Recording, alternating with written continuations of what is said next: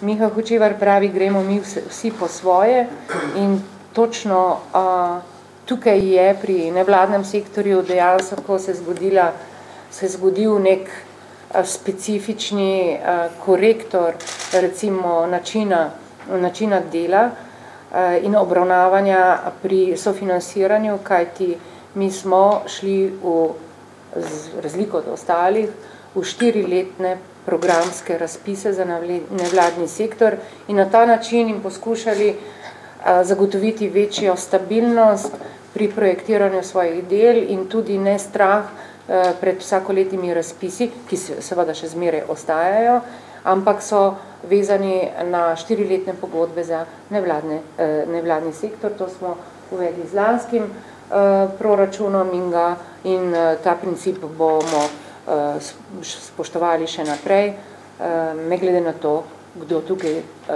bo v teh prostorih. Želimo, da je ta stabilnost za nevladni sektor še vedno zagotovljena.